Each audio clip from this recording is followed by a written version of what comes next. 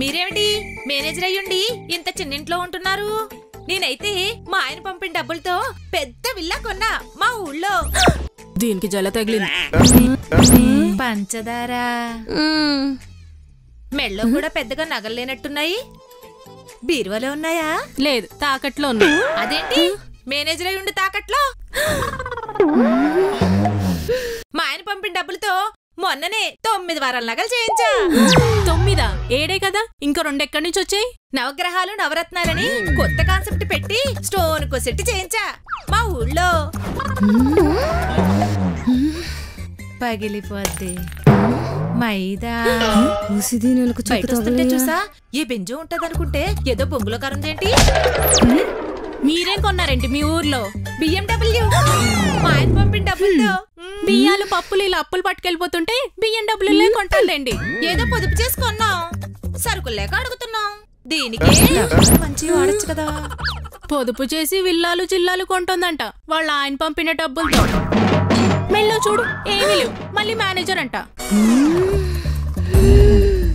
Car గురించి మాట్లాడిపోతాను మంచి. అది కాఫీ దరిద్రంగా ఉందన్నప్పుడన్నా వినాలి కదా. కంగారులో కోపంలో తాగేశాను. నేను ఆగిన ఇది ఆగదాం. అయినా పర్లేదు, 5 నిమిషాలు ఆపండి. ఇదేమన్నా బస్సా కారా? బ్రేక్ ఎత్తే ఆగడానికి ఒక్కసారి స్టార్ట్ అవడమే లేట్, పోతానే ఉంటది. అసలేమైందే? నా జీతం 1,00,000, మీ జీతం 50,000. అయితే అవి కూడా నీకే కావాలా? కావాలంటే తీసుకోండి, అన్ని మాత్రం. మళ్ళీ ఇలా డోర్ దగ్గర దొరకదు. నువ్వు మధ్యలో వచ్చావంటే సేమ్ డోర్ లేసి నొక్కేస్తాను, అర్థమవుతుందా?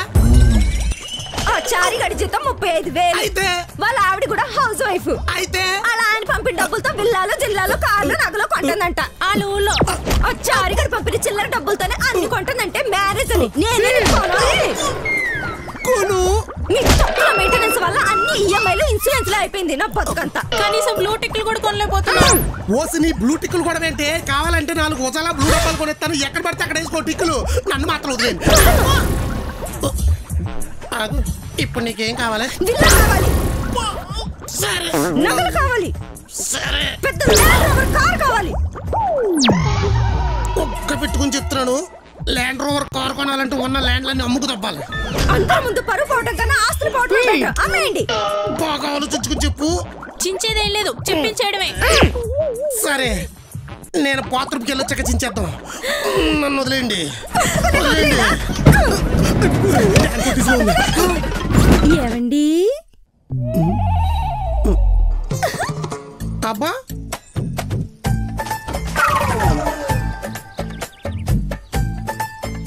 మీరు అడిగినట్టు ఒప్పుకుంటే ఎన్ని వంకర్లన్నా తిరుగుతారా మీరు?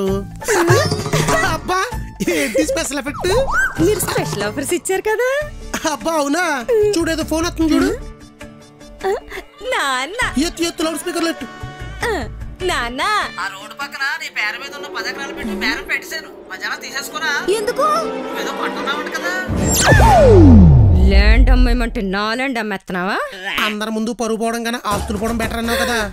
ల్యాండ్ రోవర్కి ఎవరి ల్యాండ్ అయితే ఏంట్లేని. నువ్వే ల్యాండ్లకి బేరాలెట్టి బజానాలు తీసేసుకోకు, పెట్టే. మరి వెళ్ళ వద్దు, నగలో వద్దు. ల్యాండ్ రోవర్ నా ల్యాండ్ కదా, అసలు వద్దు. అయితే ఇప్పుడు వెళ్ళి మీ సెల్లి పక్కన పడుకుంటావు కదా. అవును, వెళ్ళి పడుకో. పక్కింటోళ్ళెట్టి పొలాలు బాగా అలవాటైపోయినాయి దీనికి.